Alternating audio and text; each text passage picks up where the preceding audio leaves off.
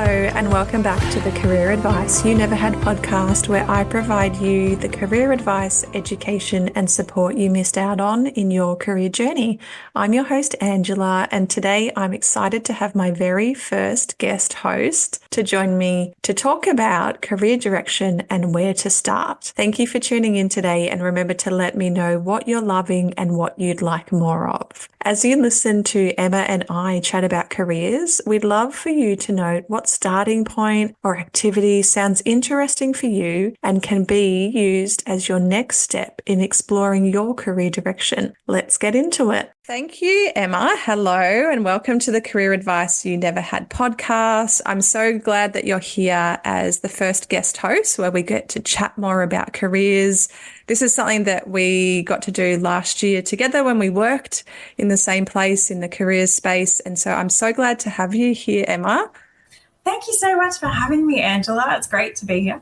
Yes, and we get to do what we love and talk careers. Our topic today is about career direction. Where do I begin? So where do people start when they're in that unknown kind of phase? I was thinking, let's start with career direction. Maybe we can unpack that a little bit. When we think of the word career direction, what comes to mind for you? I suppose it's kind of like having a purpose that you're wanting to pursue, or direction itself is the word that sort of jumps out to me, knowing where you're going. And sometimes when you're not quite sure what lights you up or makes you want to actually work, it can be really hard to find that motivation to go to work.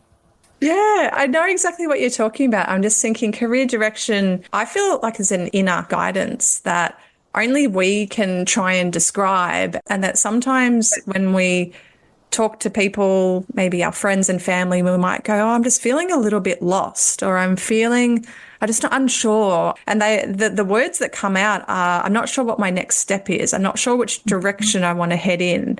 And it's like that internal compass that we have. I've been really trying to unpack what that is for me. And I've been reading a bit more about it, that we do have that guidance system. It's like that navigation system that tells us to go left or right.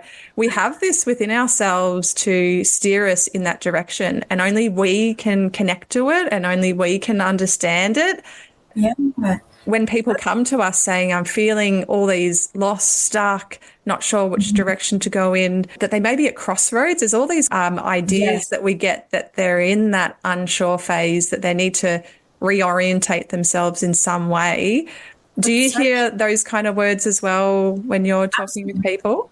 Yeah, absolutely. Crossroads, feeling stuck, feeling uncertain, and also the level of influence as well. That, I mean, we're all shaped by the world that we grow up in as well. And when we have influence from people that we care about, whose opinion that we really value, it can sometimes make that career direction a little bit more cloudy, because it's like, oh, well, they're telling me I should do this, but I don't actually know whether it feels right. And that's where having that self-understanding at the core of that really helps shed a bit of light on what feels like the right fit. Yeah, that self-understanding. And when we sort of think about where do we start, that most people go to the people around them, and then they start asking questions, and that they might feel even more lost because the people close to us, as much as they want to give guidance and advice, they're not career practitioners. And so we often, when we speak to people, it can be a breath of fresh air for them to go, oh, this is how I'm feeling.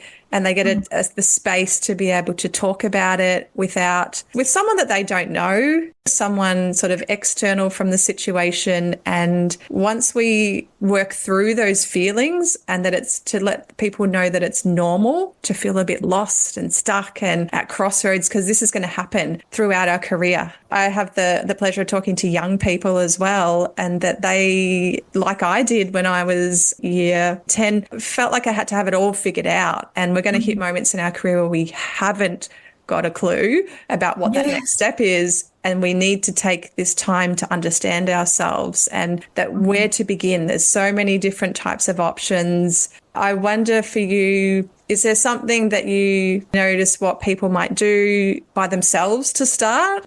Yes. Yeah, absolutely. I think a common starting point that I tend to see when people are feeling a bit lost is they'll have a look on Seek, and they'll go for a troll through Seek, having a look at the jobs. But then that's kind of sometimes counterintuitive because they don't quite know what they're looking for. And so then they read all these job descriptions, or like they can see that there's thousands of jobs in that sort of space, but they don't really know what they're looking for. And that's when that overwhelm can sometimes kick in. I really don't know what I'm wanting to do, and where do I start? And they seem to feel like they're battling it themselves. And it's very normal to feel like that as well, because you feel like you're the only one that can work it out. And that's sometimes where it can be really helpful to have a careers practitioner support you through that journey to help you shed a bit of light on where you're at. And even I find you mentioned about working with young people, and that's so awesome. But I've also worked with a lot of mature age people as well. And it's kind of a reminder that it's really normal to pivot career direction every now and again, or if you've been doing something for a while, not finding that level of satisfaction and thinking, okay, where do I want to go next? If I don't want to do this, and not really being sure where to start. I remember reading somewhere that it's quite normal for people to change careers 5 to 7 times in their lifetime. And often one of the common points that's raised is that the person feels like they have to start from scratch again, but they actually don't. There's transferable skills. They're a miracle little things themselves, and they count for everything that you've done so far counts for something. And it counts to help you pivot into the direction that you want to go. And it also brings to mind for me that I even find myself having that sort of trigger reaction that if things are changing, going, I'm going to go and see what's out there. I even feel like that cycle of looking on job boards, looking externally and going, oh, hold on a minute, this doesn't make me feel very good. That self-doubt comes in and going, oh, there's all these things these skills that they're looking for. And then I have to take a step back going, hold on a minute, that's not my starting point anymore. The beginning phase, as you were mentioning, is, well, who am I now? What if I have a clearer direction where I'm going? That needs to come from within me, and that it is good to also have a look online, depending on what stage you're at in understanding yourself. We can do that internal and external evaluation. When we have those natural reactions, we sometimes need to create new habits. And that's where the career practitioner can bring you back to, well, where is a good place to start? There is at points where going and looking externally is going to be beneficial, but how about we get you grounded in a new understanding of yourself, and taking a little bit of that self-audit, going, what is it that you're interested in now? Because what you had on your resume, what you studied 10 years ago may be a bit outdated for you. And what is it that really lights you up? And let's explore that again. What comes to mind for me as well, when I talk about this, I have this visual, and I'm not sure if you share visuals with the people that you work with, to show them where they may have been spending a bit of energy and time, and that, well, how about we take it back to that self-understanding? What kind of visuals do you use? Because I know there's a lot of different career planning documents sort of floating around. Yeah, look, personally, I'm a bit of a visual colour person, but I'm also very much a list sort of a person. So I like to give them I've made like a self-reflection questionnaire that I can give to people. And it just has questions on there that helps get them thinking. So what do I value in a workplace? Do I have any important factors that I'd really like to find in this next job? And I really try to focus on the fact that you don't have to work out what you want to do forever at this point in time, because who knows, you're going to continue changing and continue evolving. And we all do that as we go through various life roles as we grow. So I find if they've got the tools there, they can then hopefully know how to navigate that independently, that if I wasn't there, they sort of know where to start.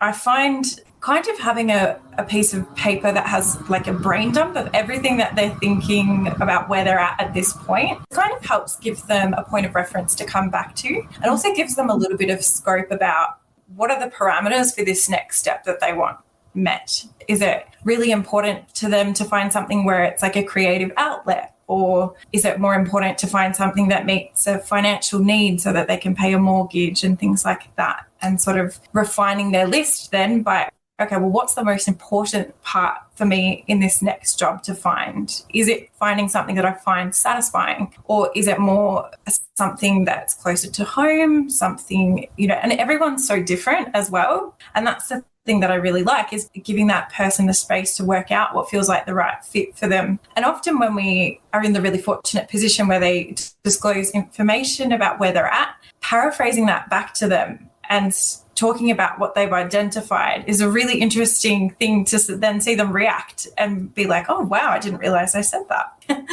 Yeah, those moments when you actually get to witness the person in front of you going, oh, that makes sense. Or, okay, that's put like a whole lot of dots and connected them together. And that it is sometimes about just reflecting on where you've been, and going through all those reflective questions can be really good. I know that we've talked a little bit about what we've been working with. I know that your career direction, I've told a bit of my story in other podcast episodes, but is there a time that you've felt your career direction, maybe you were a bit lost or stuck or anything? Do you have a story yourself? Definitely. I particularly was drawn to careers because of my own experiences, I think. I was working in administration for a number of years and I did enjoy it and I felt good at it, but I sort of thought longer term, it's not what I want to be doing forever.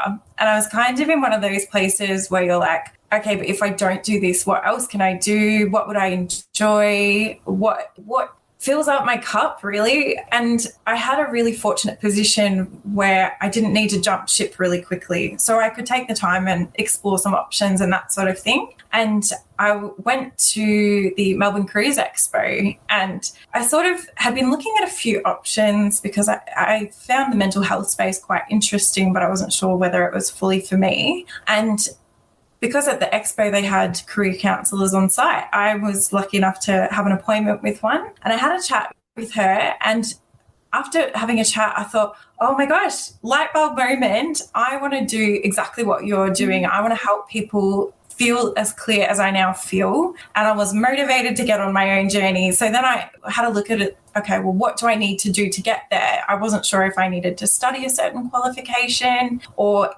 I was getting mixed reviews on whether I should do an undergraduate, like a bachelor qualification, because I only had TAFE level qualifications so that I could do the postgraduate studies. And I sort of just was curious. And I think curiosity at the core of all of it really helps, particularly when it comes to exploring what's next and where do I start.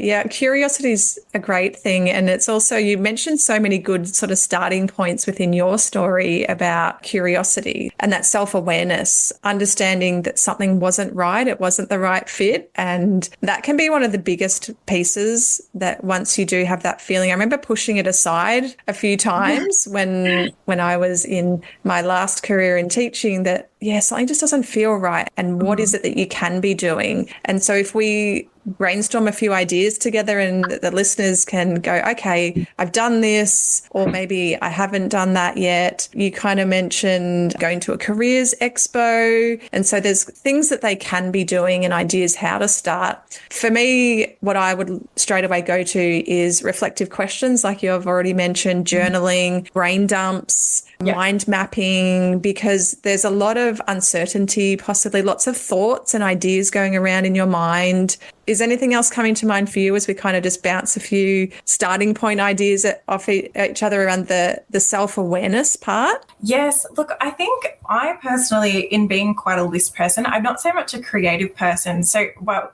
when I say that, I'm creative in problem solving, I suppose, but I'm not creative in the sense of I like to paint or do artistic sorts of creation. Personally, I found it helpful to kind of put on paper, defining the core of what I would like to find. And at the end of the day, I came to the clarification that I just want to find something where I can help people. And then helping myself to define what that actually meant exploring some options about, okay, well, that does help people in some capacity, because it means different things to different people as well. And so I personally went for that more of a list option. And then once I was clear on what I wanted, I used that to help me work out what my parameters were. And then I ordered them. So I put, okay, well, this is the number one thing that I need to find, and this is the second most important thing I need to find. And then I compared my options against that. And it was a little bit of that, but also like a little bit of a gut feel of, okay, well, does that feel right? And somewhat visualization too, because I was like, can I see myself doing that in the future? Can I picture what that would look like? Who would I be working with? Who would I be talking to?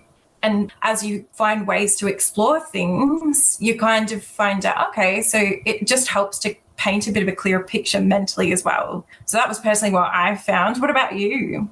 Yeah, I'm more of a creative. So when I think about the art therapies, drawing and getting out my kids' crayons and textures and pencils and paper. It's really about the brain dump and where does that take me? It's usually with words to begin with. If I've got this idea that I really want to enjoy what I'm doing, or I know that I've worked with people and we've had certain words in the middle of the page, where does that lead to? And that sometimes it doesn't need to make sense at that point. Going for walks also, when I consider sometimes we can be thinking, and what happens if we take a different perspective? I remember listening to something that said, remember to look up, because if you've been in all the detail, if you've been searching, if you've been sort of doing this creative, why not take a break and look at the sky, look at the trees, and that can give you a different perspective as well, because we can be really hard on ourselves to want to know the answer. And sometimes the answer might not come until we have created the space for it, or we have spoken to that person randomly somewhere that At a party. at a party, you speak to a friend of a friend that talks about something, or you're at a careers expo and you go, that's it. So sometimes we just need to also allow those opportunities to pop in, and that it's only when you begin to explore that external world with that internal knowledge that we allow things to happen, because we may be really curious. We may be really open to new possibilities, new opportunities. It's like, I remember when I came across career development and I felt like my whole world opened up and I went, there are so many possibilities. I never even knew that I could do this, this and this within an industry, and that it's called this, and this. And it was a real learning moment. That's, I guess, those aha moments when you realize there's so much more to this than I ever thought of, and I wouldn't have known unless I took that initiative to really go and look and explore. And I know that as career practitioners, we often talk about that planned happenstance when we put ourselves in the way of opportunity, and we have those aha moments that were never a part of what we thought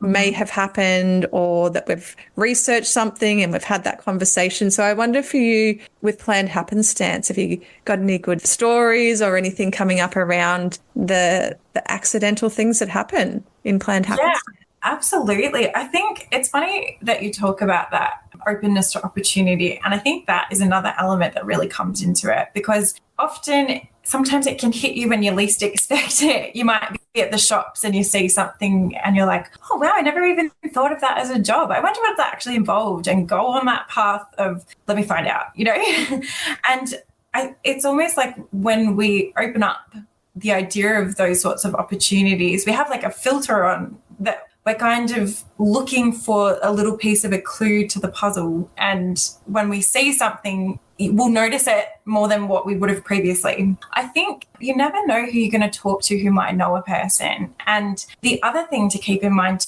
too is the non-linear nature of careers as well. I remember when I'd done my studies for career education and I hadn't got into the field yet. And I was really determined because I thought, I've got a lot of experience that I can bring to it, but I don't have the industry experience just yet. And then an opportunity opened up that I could apply for a role within a career counselling service that allowed me to use my administrative skills as the foundation and at the same time gain a little bit of exposure to the industry. And I thought, perfect, this sounds like the great fit. I've got my qualification done. I've got my admin background. I had 10 years by that point. So I thought, excellent. I reckon I could definitely get this job. So I applied for it and I didn't hear back. I called the recruiter.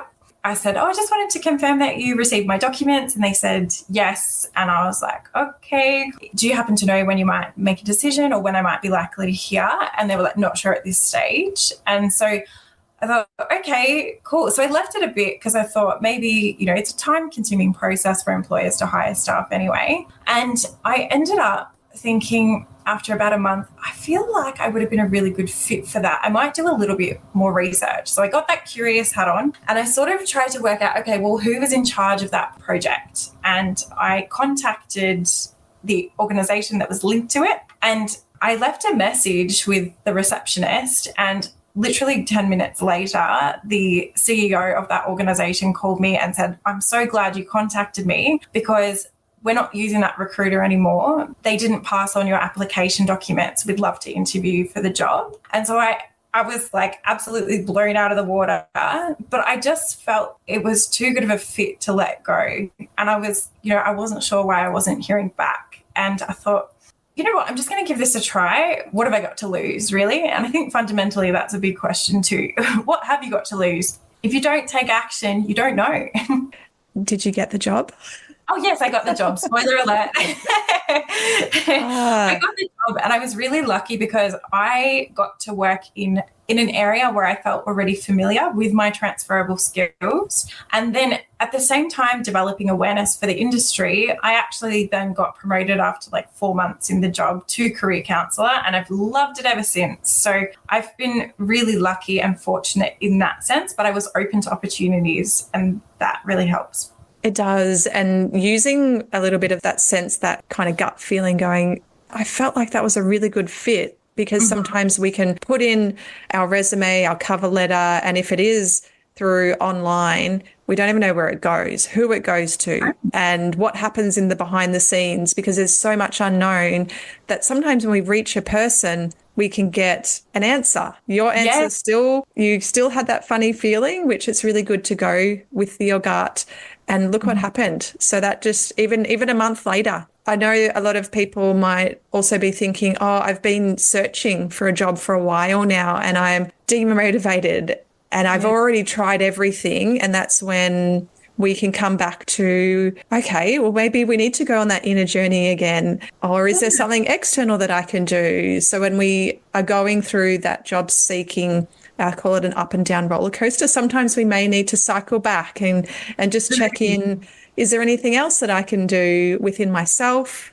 Is there a conversation that I can have? Is there someone else that I can reach out to? There's a lot of putting yourself out there, but also taking the time to also check in, as you did, sort of on that inside going, does this feel right? And is this something that I really want to know more about? And I'm just going to make that phone call, which we sometimes need to put that one foot in front of the other to see what happens. And as you said, you never know unless you take action. Absolutely. And it can be really disheartening. And particularly if you've been putting yourself out there to an employer and you don't hear anything back and you don't know why, and you can't learn from it for the next time as well. And it's normal to take it personally, but actually sometimes it can just be a really situational thing. They might have changed circumstances. They're not looking to hire anymore. Or it could be that time there was someone that had just a little bit more experience in an area than what you had. And that's okay, because if they didn't apply for it down the track, maybe you would be contacted, When it is disheartening and when we do find ourselves going back and forth between steps of, okay, well, this is what I want to do, but I'm not getting there, so maybe what else can I try?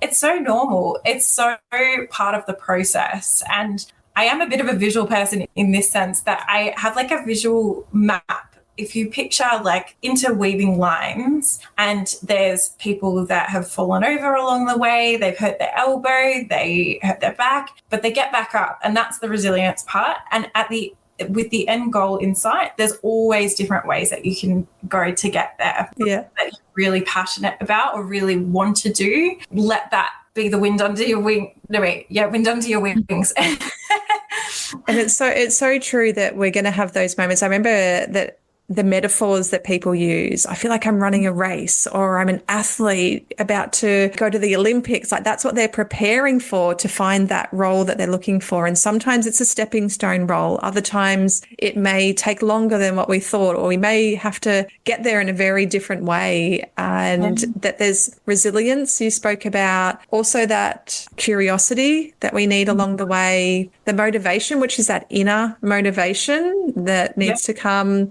We've also got that hope as well, that that's just what I was going to say. that there is that role for me out there, and there are opportunities, and there's an employer that will give me a go. Yes, We only need one. I know, because when you get 2 or 3 offers, it's really hard to make a decision. I know, right? It's a first world problem to some extent, but but it's an amazing position to be in. And I think the hope can sometimes fade when we're feeling disheartened and we're getting a lot of rejection as well. And that's really normal. But if we can fill up our cup in other ways to help us find the courage to keep going and keep trying a different direction, even if it is a bit of a pivot into a slightly different role that still can help us stepping stone our way into that end goal, it's all worth it. Yeah, someone actually said to me as I was moving out of teaching into career development, they said, "You're so courageous." And I wasn't really sure that I heard them right. I went, "Hold on a minute, you're calling me courageous? What have I done?" And they said, "You're going outside of what you've always known for," I was in teaching for 14 years, and you're trying something different. I find that so inspiring. And I just thought, oh, I'm just putting one foot in front of another, having a conversation, saying yes to opportunities,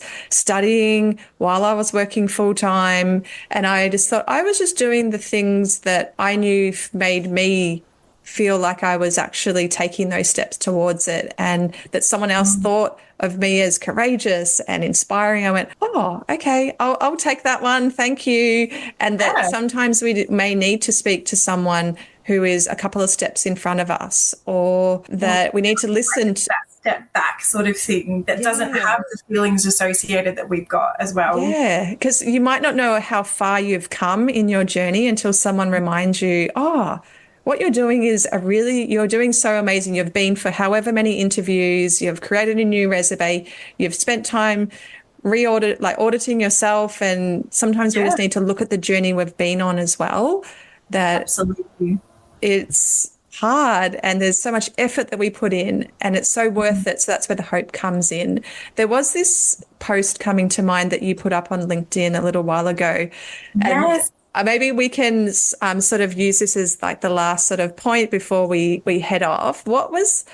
And this post, I've seen it in other places. What was that for you to put up that post, even at that time in your life? Tell me a bit about this post. Well, the thing was with this post that I had seen it at a really pivotal time, because with the employment contract that I had, it was a contract job and it was coming to an end. And I couldn't believe how close I'd found this post to the end of my contract. But this personally gave me hope. And I was like, oh, okay, it's never too late. So if you're okay, can I read it? Go for it. The post was, I found it basically a wonderful reminder that it's never too late to pursue a career path that aligns with who you are and where you want to move towards. And to me, courage to take action, as uncomfortable as it can be, can often lead to the most satisfying and rewarding outcomes. And then it gives some examples about people that have succeeded, or what people would generally define as success. So Tina Fey was working at a YMCA at age 23. Oprah was fired from her first reporting job at age 23. Stephen King was working as a janitor and living in a trailer at age 24. Vincent van Gogh failed as a missionary and decided to go to art school at age 27.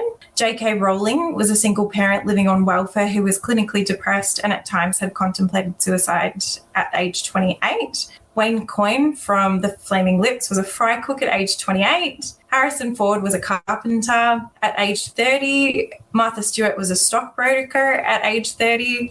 Ang Lee was a stay-at-home dad working odd jobs at age 37. Julia Child released her first cookbook at age 39 and got her own cooking show at age 51. Vera Wang failed to make the Olympic figure skating team, didn't get the editor-in-chief position at Vogue, and designed her first dress at age 40. Stan Lee didn't release his first big comic book until he was 40. Alan Rickman gave up his graphic design career to pursue acting at age 42. Samuel L. Jackson didn't get his first major movie role until he was 40. Morgan Freeman landed his first major movie role at age 52. Catherine Bigelow only reached international success when she made The Hurt Locker at age 57. Louise Bourgeois, I don't know if I said that right. I wouldn't know how to pronounce that one. Didn't become a famous artist until she was 78. And it just reminded me that whatever your dream is, it's never too late to achieve it. You're not a failure because you haven't found fame and fortune by the age of 21. And it's okay if you don't even know what your dream is yet. Even if you're flipping birds today, you never know where you'll end up tomorrow. Never tell yourself you're too old to make it. Never tell yourself you missed your chance. Never tell yourself that you aren't good enough, and you can do it, whatever it is that sets your soul on fire. And when I read that post, I thought, yeah, I can totally do this. Let me go find another career counselling job. Wow. So that's one that resonates with me personally. It is. It's so powerful because we may be at a time in our life where something hasn't gone to plan, something's coming to an end. We have to say goodbye to something. We're not sure what that next step is. That sometimes all we have to do is just put that foot in front of another, find that motivation, and know that every other person in their career will be going through the same thing. Maybe someone is doing it at the very same time, and that it's never too late to go for what it is that will set that soul on fire. I love that. That's a great way to maybe bring it to an end, and we can leave some questions for people to consider as well. Is there anything that you would like to say as like a parting gift? I know you've just given that beautiful post there. Is there anything that you'd like to leave us with? Oh, look, it's a really normal thing to feel uncertain and stuck and not sure where to start. And I have done it myself as well. When our contract ended, you have this visual of, okay, this is where my life's heading. This is what I'll do in the next few years. And then life throws you an unexpected curveball, and it's not something that you planned for. And I think it's part of the journey, and you might end up somewhere that you didn't actually think you would go. So in some respects, when you have that time when an unexpected transition might happen, it's normal to grieve it. It's normal to give it some time to feel, okay, well, I'm not feeling sure what, but I don't know where I can go. And that's where, if you are finding yourself feeling stuck, that's where career practitioners can really help shed some light on things that you may not have realized. Definitely, yes. And that wherever you are, is it that internal exploration that you might need to do? Is it that external? Do you need to combine a bit of them? Do you need to talk to someone like a career practitioner to go through the decision making? Sometimes we can be a bit undecided, or even just create a plan of action, a few steps so that you can keep moving forward. Because sometimes when we're stuck, we feel like we don't have anything that we can do. There's always something, and sometimes we just need to work through whatever it is that's made us stuck in that moment. So thank you very much. Thanks, Emma, for joining us and chatting. We always go over time and probably can't stop talking, but we will stop here, and that there's always another chance for you to come back and have another conversation if you'd like to come back as well. That sounds good. Thank you so much, Angela. After listening to this episode, what is that one thing that you'll take away from the episode? And what would you like to use as your next step in the next few days or over the next week? You'll find reflective questions in the show notes below. And in future episodes, we'll be exploring a few more career stories. I'd love to hear from you about this episode on career direction and what resonated the most with you. There are many people who haven't had the career advice that they have needed along their career journey, and I'm here to provide it. Thank you again for listening. Your support is amazing. You are amazing. Make sure you share this podcast with anyone who's looking for career inspiration, and together we'll navigate this journey as you find your way, rediscover yourself, and focus on taking the next meaningful step in your career.